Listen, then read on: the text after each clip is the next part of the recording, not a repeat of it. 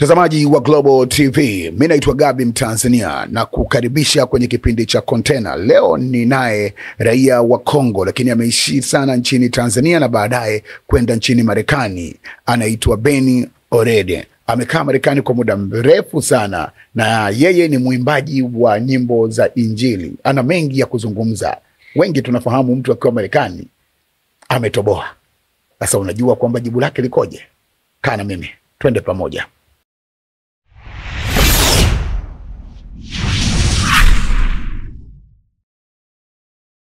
Karibu sana kwenye studio za Global TV. Asante sana, nimeshakaribia. Na hiki ni kipindi pendwa kabisa kinaitwa Container. Tukaona tukuite tuje tuzungumze. Unajua watu wengi wana hamu ya kusikia mtu anapokuwa ametoka nje ya nchi kuja nchini kwake Tanzania, amekaa kwa muda mrefu, kuna kiu kubwa ya kufahamu vitu vingi. Lakini kwanza tukianza kulifahamu jina lako, unaitwa nani na shughuli zako haswa ni zipi? Okay, asante sana. Mimi kwa majina naitwa Ben Orede. Lakini kwa upana zaidi ni Ben Orede Mileba. Lakini sana sana kwa ufupi unaniita tu Ben Orede naeleweka. Umeniuliza shughuli zangu. Na shughulika sana na shughuli za muziki wa nyimbo za gospel. So mimi ni mtumishi, ni mwimbaji wa gospel. Uliondoka muda gani Tanzania kwenda nchini Marekani? Na nini ambacho kimekurudisha kwa sasa? Nimetoka Tanzania tangu mwaka 2017 na nimekuja Tanzania kwa ajili ya project ambazo nimekuja kuzifuatilia, nataka kuja kuzikamilisha, maana kuna marafiki zangu ambao nimewajia ili tupige kitu hapa. Safari yako kuingia Marekani ilikuwaje? Maisha yalikuwaje? Kazi yako ya uimbaji wanaipokeaje? Safari ya kuingia Marekani haikuwa rahisi, lakini kwa mkono wa Mungu hakuna jambo ambalo ni gumu. Kila kitu kinawezekana. Niliweza kufanikiwa kuingia Marekani katika michakato ya ukimbizi na tukawa tumekubaliwa kama wenyeji ambao tunaomba hifadhi kwenda kuishi Marekani. Na niliondoka na familia yangu na niko pale kwa takriban sasa miaka 8 nafikiri. Miaka 8 niko Marekani. Na kuhusiana na upande wa shughuli au mambo ya huduma kule, kuna changamoto. Changamoto ni kubwa sana kuliko ambavyo labda tulitarajia au hata mtu mwingine ambavyo anatarajia. Ya maisha ya kule na maisha tulionayo huku kidogo kuna tofauti sana. So katika watu ambao wana vipaji, ambao wana huduma kama hizi za kwetu, wakati fulani tunakuwa na ugumu sana wa kuweza kufanya vizuri kwa sababu ya muda unakuwa ni mdogo sana. Sio rahisi sana ukaishi tu peke yake kwa nchi kama za Marekani kwa kutegemea tu muziki peke yake au kwa kutegemea tu uimbaji wa gospel kwamba uweze kukulipa kwa kufanya mahitaji yako yote ya yale ya kimaisha ya kibinadamu ya kawaida. So unalazimika kwa kwamba uwe na kazi ambayo unayofanya, lakini sasa huku unaendesha pia huduma. Na hapo ndo kunakuwa changamoto. Changamoto inaanzia hapo sasa. Kwa sababu kumanage hivi vitu viwili inakuwa kidogo shida. Muda mwingi unakuwa wa kazi kuliko sasa kufocus na ile huduma ulionayo. So hiyo ndio inakuwa shida. Lakini pamoja na hayo, kwa sababu ni watu ambao tayari una kitu ndani yako. Unajua ukiwa na kitu ndani yako hupati amani wala uwezi ukalala. Yaani huriziki. Usipofanya unaona kama vile kuna deni unadaiwa. Kama vile una mzigo ambao umeubeba hujautua. Kwa hiyo tunajitahidi.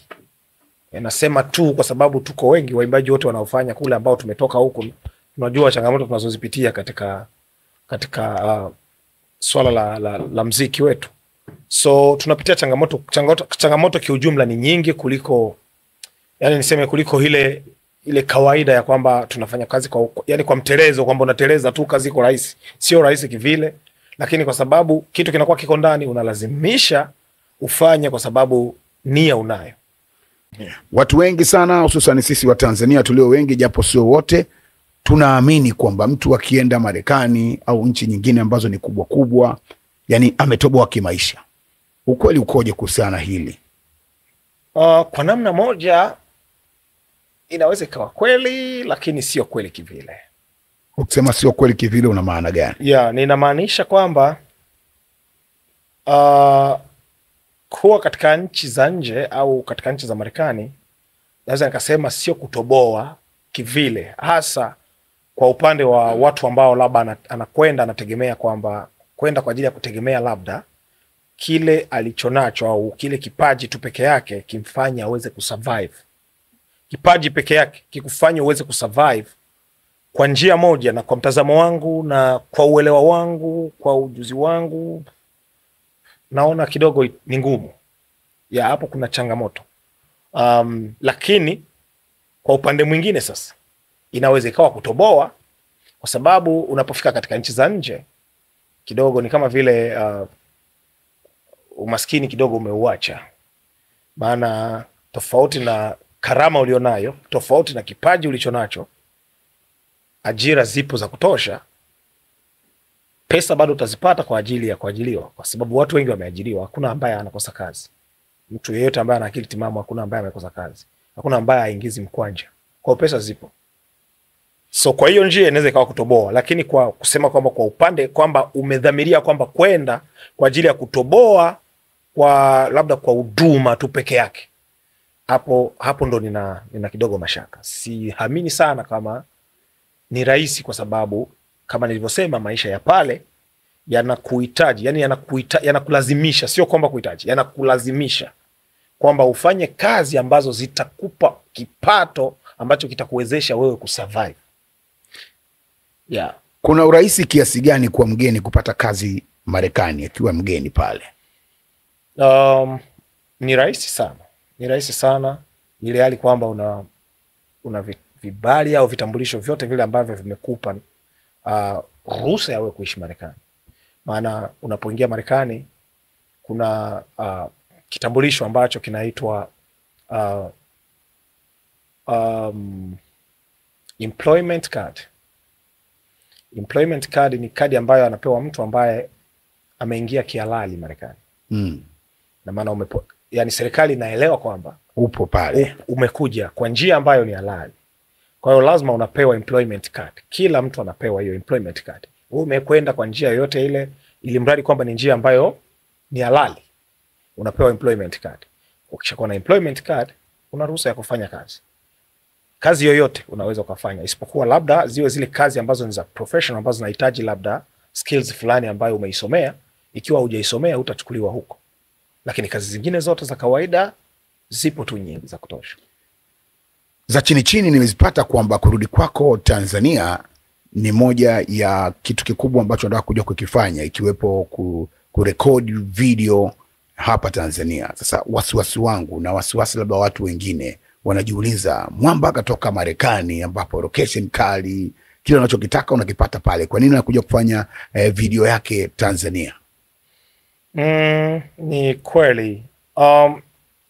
Marekani ukilinganisha na mazingira, kwa upande wa mazingira, ukilinganisha na mazingira yetu huku, Marekani ni pazuri. Kuna mazingira mazuri ambayo unaweza ukatoa video kali. Lakini mara nyingi tunatafuta wataalamu wenye ujuzi. Unajua, si kwamba wote ambao wako pale kwamba wana ujuzi mzuri. Sasa unapoona kwamba kila mtu anaangalia target yake, unataka nini, kile unachokitaka, so palipo kitu kizuri kinafuatwa. Sasa mimi kama nimefikiria paka kuja hapa, ina maana kuna kitu nimekilenga. Kuna kitu nimekilenga, kuna director nimemlenga, ambaye najua huyu bwana nikifanya naye kazi yangu ninajua kwamba atatoa kitu ambacho kinachoniridhisha, ambacho ninachokitafuta. Nimefanya video za kutosha tu Marekani lakini pamoja na hizo nahitaji kufanya kazi fulani ambayo na mtu fulani ambaye yuko hapo. Lakini pia nina hamu sana ya kufanya kitu cha mazingira au muonekano wa kinyumbani. Najua unapokuwa kule unatafuta upate sura fulani ya home. Kacha fulani. Ya vitu fulani kuendana na wimbo wako au na kitu unachotaka kufanya. Unakuta ugumu huvipati vile vitu. Sasa unapoamua kwamba kwa nini tu nisiondoke? Nikafanyie pale kwa sababu nitapata yale mazingira ninayohitaji, vile vitu ninavyohitaji. So hayo yote ni mambo baadhi ambayo yamenivutia sana. Kwanza utaalamu, kuna mtu ambaye nimemwamini, ambaye nimekuja kutaka kufanya naye hiyo kazi. Lakini jambo la pili ni kuna mandhari fulani ambayo naitamani, naitaka iwepo kwenye video yangu. Kwa hivyo ni vitu ambavyo vimenifanya sana kuweza kuja hapa. Inawezekana mwaka ukawa ni mwaka wa ushindi sana kwako. Na Mungu akuongoze ikafika huko. Amina. Natamani kujua, unajua kila binadamu sehemu ambayo anakuwa anaishi kuna magumu ambayo anapitia na mazuri ambayo anapitia. Nipitiche kwenye changamoto ambazo ushawahi kukutana nazo Marekani. Labda kama zilikuvunja moyo, kaona bana mimi niondoke tu Marekani nirudi nyumbani Kongo au Tanzania, au zilikusababisha ndio uendelee kuimarika na kukomaa na kufikia hapa ambapo umefika. Naweza nikasema kwa upande wa changamoto kiukweli nitakuwa na kufuru. Sijawahi kupata changamoto yoyote ambayo naweza nikasema kwamba hii imenifanya paka kwamba labda nirudie, hapana. Ila tu huwa nafikiri kwamba maisha yangu yote sizani sana kuyamaliza nikiwa Marekani. Nawaza sana, napenda sana nyumbani.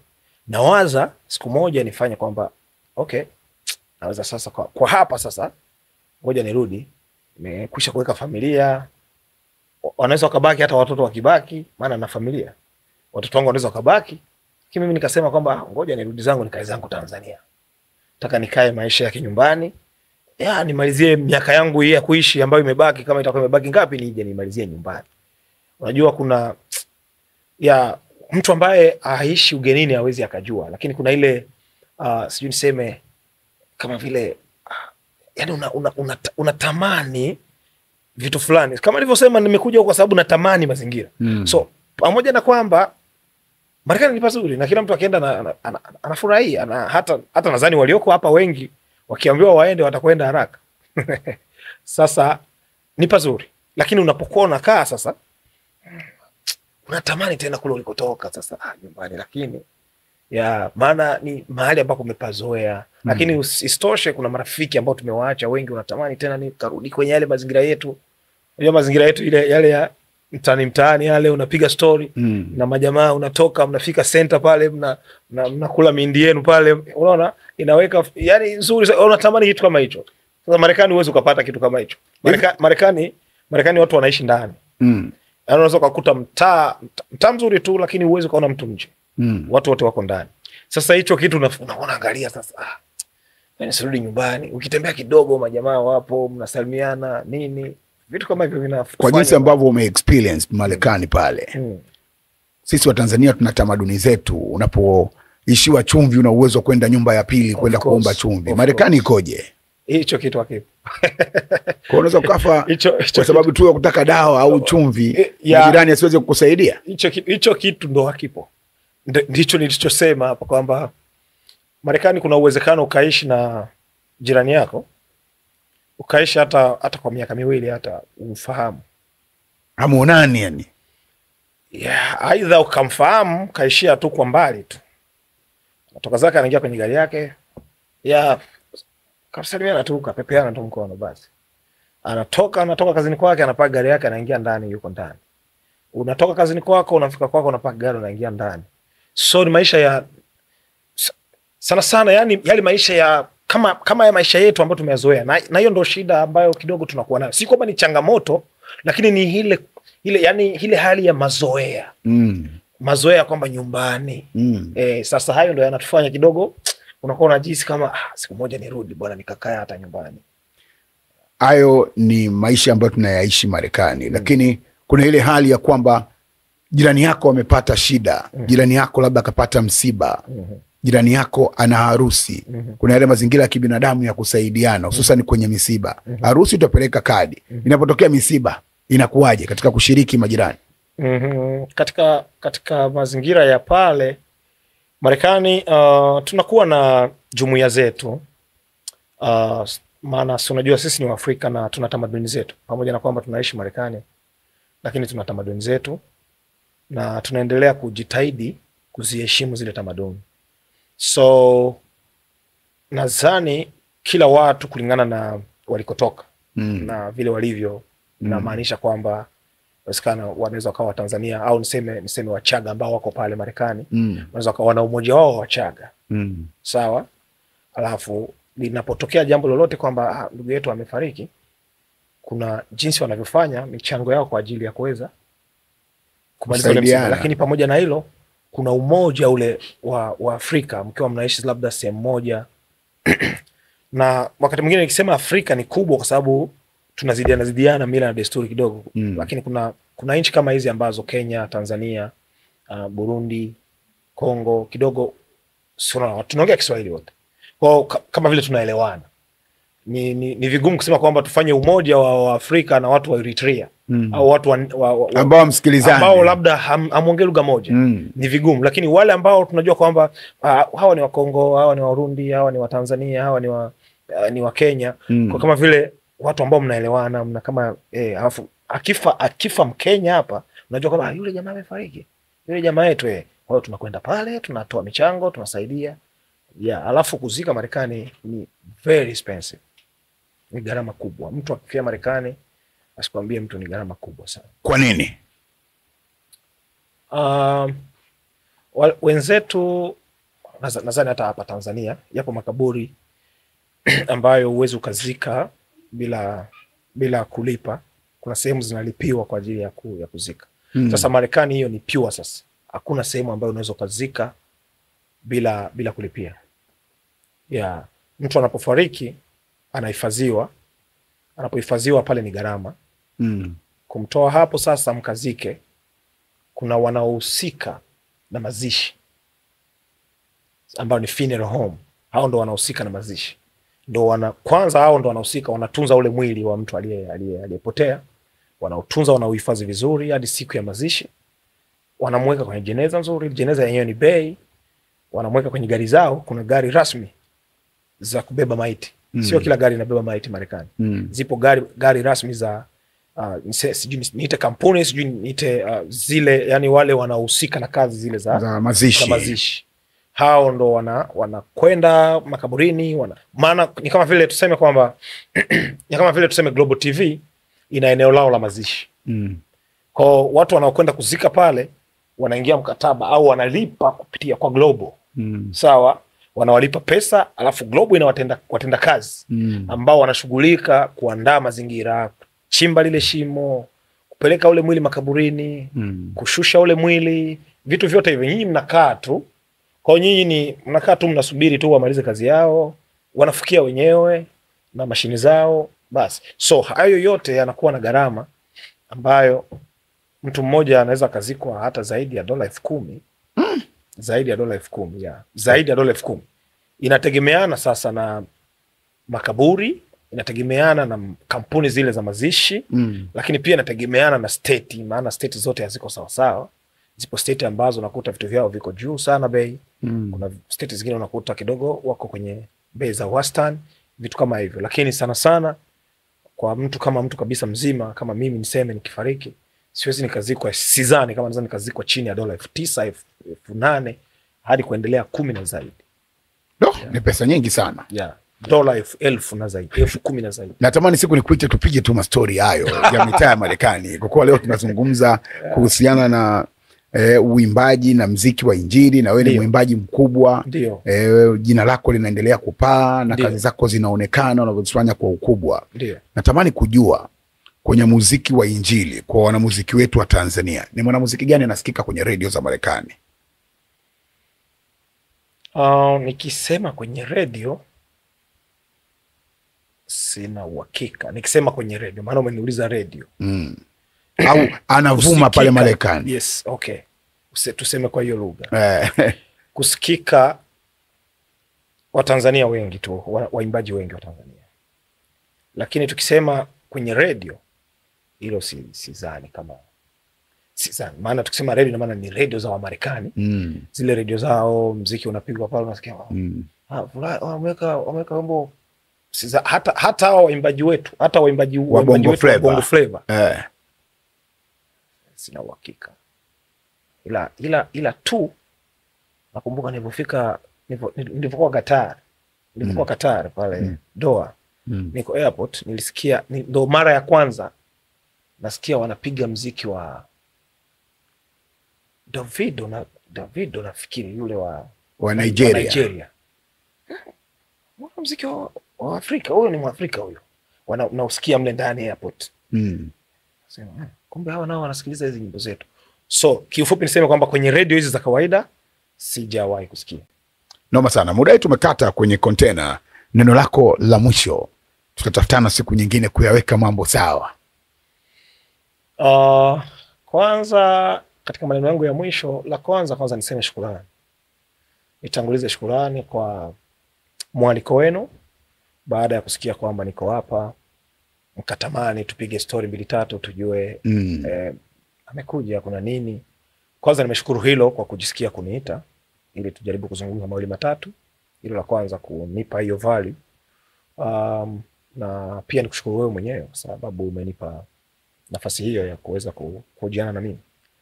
Pia pamoja na jopo lote la Global TV ambao wanahusika kwa ajili ya kazi. Lakini mwisho kabisa niseme tu kwamba nina kazi ambayo ninaiandaa ambayo soon itatoka. Siku ya Jumapili tuko location kwa ajili ya kuhakikisha kwamba tunamaliza video ya kwanza, sio video moja, kwamba tunahakikisha video ya kwanza inamalizika na baada ya hapo tutakuja kuitoa. Sijatoa tarehe, lakini baadaye nitakuja kutoa tarehe ni siku gani itakwenda kutoka. Kwa hiyo niseme tu kwamba watu wanaofuatilia Global TV, wa Tanzania, wa Kenya, wa Kongo, wa Rwanda, wa Burundi na wengine wanaofuatilia Global TV ni kwamba kuna kazi ya Mr. Ben already iko jikoni inakuja. Nadhani itakapotoka nina imani kwamba itakwenda kugusa maisha ya walio wengi. Nina imani. Tuwekee kionjo cha muziki wa injili kidogo ambacho unacho tumalizane. Tupige akapela. Okay. Akapela sawa, tuna ngoja niwaonjeshe kidogo. Jina la Yesu ni jina lenye nguvu we. Lastahili liinuliwe. Jina la Yesu ni jina lenye nguvu we. Lastahili liinuliwe. Alafu wimbo ni wimbo kama wa sifa. Hii ni pambio ambayo hata mtu yeyote ambaye hasa wale wanaoongoza sifa na maabudu kanisani, anaongoza sifa, zile nyimbo za sifa, anaweza kapiga tu kanisani watu wakabarikiwa. Jina la Yesu ni jina lenye nguvu we. Lastahili liinuliwe. Jina la Yesu ni jina lenye nguvu we. Lastahili liinuliwe. Kila mwenye pumzi ya uhai amsifu Bwana wa mabwana leo ainuliwe. Kila mwenye pumzi ya uhai amsifu Bwana wa mabwana leo ainuliwe. Ainuliwe Yesu leo, ainuliwe. Ainuliwe Yesu leo, ainuliwe. Global tumwinue Yesu leo, tumwinue. Ainuliwe Yesu leo, ainuliwe. Hayo ni mambo ambayo yako njiani. Tumebarikiwa hapa leo kwenye container. Nyuma ya kamera alikuwa Roy Kani pamoja na timu nzima ambayo imesababisha iende hapa, Zakaria, Master Gamondi, lakini Simon kwa kweli baba, lakini pia mwanangu wa nguvu anaitwa God Dizo kuhakikisha kwamba production hii inasimama vizuri. Asante. Mimi naitwa Juma, mmiliki wa magari ya usafirishaji wa mizigo na abiria. Natumia bima papo kwa sababu inaruhusu kuweka TIN namba yangu wakati wa kununua bima. Inafanya iwe rahisi kudai vati kutoka TRA kwa kutumia hati hiyo hiyo ya bima. Uwezo wa kupata mkopo bwana. Hii inasaidia sana kugharimia mambo mengine ya uendeshaji hata kama bajeti inabana. Tumia Bima Pap kwa kupiga *150*51 alama ya reli. Au kwa WhatsApp tuma neno Bima Pap kwenda namba 0764166066 ujipatie bima. Bima Pap. Urahisi wa maisha.